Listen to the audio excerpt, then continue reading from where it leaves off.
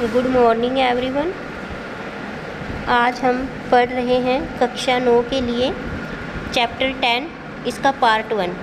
ये वीडियो 4 या 5 पार्ट में डिवाइड होगी क्योंकि आपका ये लेसन जो है काफ़ी लेंथी है। ठीक है, इसका पार्ट 1 पढ़ते हैं और हमारे इस पार्ट का नाम है एक फूल की चाह। ये पार्ट 10 है और इस पार्ट का नाम है एक फूल की चाह, जो सियाराम शरणगुप्त द्वारा लिखा गया था।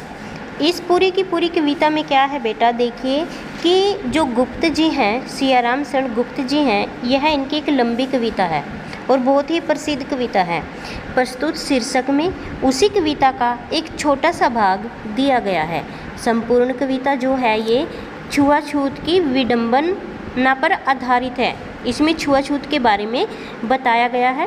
ये हमें पढ़कर पता चलेगा कि ये कैसी विडंबना है। एक मरण आसन पर अछूत कन्या के मन में यह चाह उठी। एक बेटा रोगी लड़की है और यह लड़की सियाराम शरणगुप्त की ही है। इस कवि की लड़की है। ये क्या है, बहुत बीमार हो जाती है और इसके मन में जब वो बीमार होती है एक इच्छा जागती है कि काश कोई देवी के चरणों का एक फूल लाकर मुझे दे दे। लड़की के पिता ने पुत्री की मनोकामना पूरी करने का भार उठाया कि मैं अपनी बेटी की मनोकामना को पूर्ण करूंगा, और वह देवी के मंदिर तक जा पहुंचा। देवी की आराधना की, परंतु उसके बाद वह देवी भक्तों की आंखों में खटक गया क्योंकि वह अछूत था, है ना, नीच जाति का था। तो मानव मात्र को एक समान मानने की नसीहत देने वाली देवी के स्वर्ण भक्तों ने उसे अछूत पिता के साथ कैसा सलूक किया, ये इस हम कविता में देखते हैं। उद्वेलित कर अश्रु राशियाँ हृदय चिताएँ ददाकर महामारी प्रचंड हो फैल रही थी इधर उधर। इस कविता में कहा गया है कि महामारी एक उस समय की बात है जब महामारी फैली हुई थी।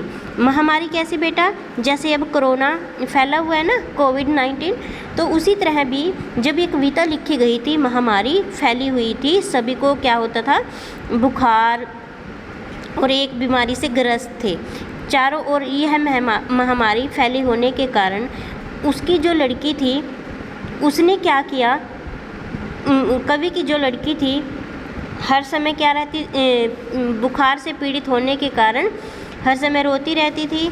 और उसकी लड़की ही नहीं बल्कि अन्य लोग भी इस महामारी से क्या थे, पीड़ित थे। सब लोग दुख के कारण बेचैन थे। अपने बच्चों को मरा हुआ देखकर माताओं के कंठ से कमज़ोर स्वर में एक ही रोने वाला रुदन निकल रहा था। वातावरण बहुत ही हृदय विदारक था। सब और अत्यधिक व्याकुल कर देने वाला हाहाकार मचा हुआ था। जैसे कि बेटा आज आपको देखने को मिल रहा है, कोरोना के कारण आप लोग घर पर बैठे हो, आपकी छुट्टियां हुई हैं, है ना, तो उस समय भी यह महामारी चली हुई थी। तो एक हाहाकार मचा हुआ था, सभी जगह अशांति थी। बहुत रोकता था सुखिया को न जा खेलने को, बाहर नहीं खेलना रुकता उसका, नहीं ठहरती वह पल भर, मेरा हृदय कांप उठता।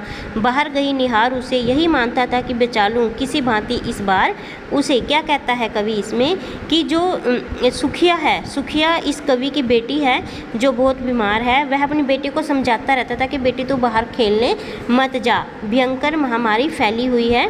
लेकिन वह नहीं रुकती थी। बच्चे कहाँ रुकते हैं आजकल। तो इसकी इस चंचलता को देखकर कवि जो है भयभीत हो जाता था, उसका दिल कांप जाता था और मन में कामना करता था कि कहीं उसकी बेटी सुखिया भी इस महामारी की चपेट में न आ जाए। भीतर जो डर रहा छिपाए हाय वही बाहर आया। एक दिवस सुखिया के तनु को तापत तपत मैंने पाया, ज्वर में विहिल हो बोली वह क्या जानूं किस डर से डर, मुझको देवी के प्रसाद का एक फूल ही दे दो लाकर। अब जिस बात का कवि को डर था वही बात हो जाती है और उसकी बेटी जो है इस महामारी की चपेट में आ जाती है और वह बीमारी से ग्रस्त होकर देवी माँ के चरणों को एक फूल प्रसाद रूप में अपने पिता से मंगवाती है। आगे देखिए स्टेंजे में क्या कहता है। कर्मशः कंठ क्षीण हो आया, शिथिल हुए अवयव सारे, बैठा था नव नव उपाय की, चिंता में मैं मन मारे, जान सबका न प्रभात सजग से, हुई अलस कब दोपहरी, सुवर्ण घनों में कब रवि डूबा, कब आई संध्या गहरी। संध्या होता है बेटा साईं, श्याम को कहते हैं। अब देखिए इन पंक्तियों में सुखिया का पिता जो है सुखिया की बीमारी का वर्णन करते हुए कहता है कि धीरे धीरे महामारी का प्रभाव बढ़ने लगा, सुखिया का गला सूखने लगा, उसकी आवाज़ कमज़ोर पड़ गई और शरीर के सभी अंग ढीले हो गए। मैं चिंता से डूबा हुआ निराश मन से उसे ठीक करने के अनेक उपाय करने लगा। इस चिंता में मैं इतना डूब गया कि मुझे पता ही नहीं चला कि कब सुबह हो गई और आलस्य भरी दोपहर आ गई, कब सूरज सुनहरे बादलों में डूब गया और कब संध्या हो गई। ठीक है बच्चों, ये आपकी एक लंबी कविता है। इसके हमने केवल 4 ये जो स्टेंजे हैं, इसके ये जो पंक्तियाँ दी गई हैं 4 हमने की हैं और बाकी का जो ये चैप्टर रहता है इसे हम नेक्स्ट वीडियो और ये वर्ड मीनिंग लिखने के बाद फिर हम आगे इस पार्ट को कंप्लीट करेंगे और फिर इसके मौखिक प्रश्न जो हैं हमारे पास वो मौखिक प्रश्न करने हैं, हमने लिखने भी हैं और याद भी करने हैं। ठीक है बच्चों, फिर उसके बाद लिखित और फिर इसकी जो भी एक्सरसाइज रहती है वो। धन्यवाद।